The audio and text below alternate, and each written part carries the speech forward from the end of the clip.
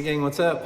Welcome back here to another edition of Intuitive Angling, and man, I really appreciate you guys making some time out of your busy days to watch the video. It's always much appreciated.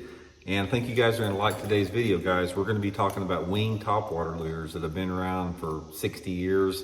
They're sort of making a resurgence right now, and one of the reasons I wanted to talk about them is that I think that late August, September, and early October are absolutely the best time of years to fish them. So we're going to give you guys a little seminar on the wing topwater here. I think it might add up to some exciting action for you guys.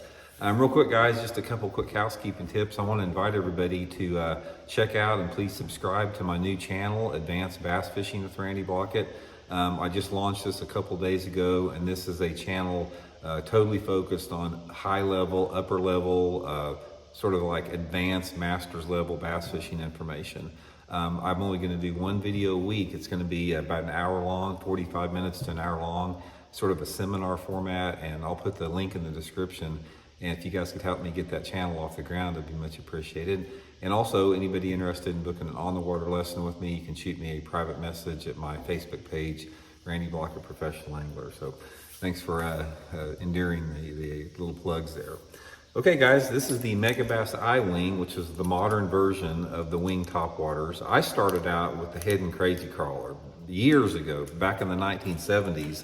And I mentioned this a little bit before, but I wanted to do it now specifically because we're getting into the prime time on it. But how I got started with it, and I think I told the story about 2 years ago or something in a video. Some friends of mine that I went to high school, their mom and dad had a trailer down at Grand Lake in the Horse Creek arm of Grand Lake. And they would always tell me about catching these big bass around the willow trees on the crazy crawlers, which the crazy crawler was a small, it looked like a little peanut that had the same type of wings on them. And when you work it through the water, it just goes like this through the water, sort of like an injured bird or something. And they got me on fishing the crazy crawler back in the late 1970s, and I caught a bunch of good fish on them. Back then, we would just fish them around the edge of the flooded willow trees at Grand Lake and catch them. You can't do that anymore at Grand because Grand doesn't hardly have any bass in it left anymore, but back in the 70s, it was full of bass. So that's how I got started on it. And to be honest with you guys, after about 1985, I quit fishing them, and I didn't fish them again until Megabass came out with this I-Wing topwater bait. Now, guys, this thing is freaking awesome. It's like a modern version of the crazy crawler. I'll put the Baitworks link in the description if you guys want to pick one up to try it. But anyway, this bait hasn't been out but a few years, and the first time I tried this thing,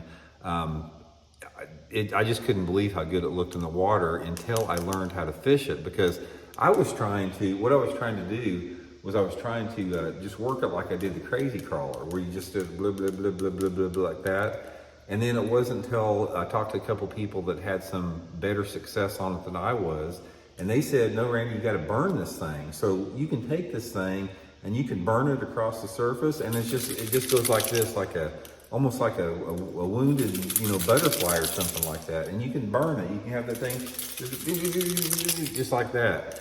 And guys, I'm telling you what, if you are in a situation where you're catching anything on a buzzbait or a Whopper Plopper or any type of buzzing horny toad or something like that, give this Megabass I-Wing a try. I guarantee it will get you some big bites. It comes in a couple different sizes here, but that's how I have done the best on it the last year and a half.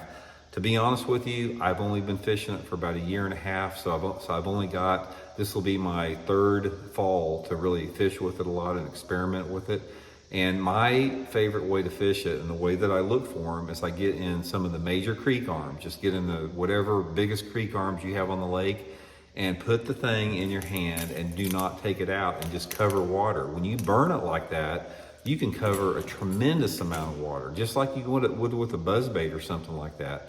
And I'll get in there, I'll just put the trolling motor down, I'll go around shallow points, I'll go in the halfway back in the coves, I'll go in the very back of the coves, and just cover everything with that. And you're up there trying to catch those isolated cruising bass that are still hanging around, eating perch, and there's also some shad starting to move shallow this time of year. And one of the things that I've noticed with it is obviously it works better under low light conditions. If you have a cloudy day or early in the morning or late in the day, it works a little bit better. but it works a little bit better in clear water. If you've got, I haven't done that good in it in like dirty water, like water visibility of less than 1.5 feet. If I can get in water visibility that's like sort of in that 2.5 to 4 foot zone, that's when it's really, really been effective. And the cleaner the water, the faster you need to work it. If the water is a little bit on the dirty side, slow it down a little bit. And if that water is clear, I've caught them at Table Rock Lake on the thing and 6-7 foot of clarity on it. If it's clear, you need to really buzz it fast across the surface. But when they hit it, guys, it is like a dang, it's like you throw a brick in the water. When they hit this thing, when you're buzzing it across the surface, they try to annihilate the thing because it's such an aggressive, big, loud bait that they've just got to kill it in order to, because it's so big on them. But anyway, guys, Baitworks link in the description for the iWing. If you guys like Whopper, Ploppers, and buzz baits, you're going to love this thing. I think it's going to add up to some exciting topwater fishing for you guys. So we'll talk later. See you.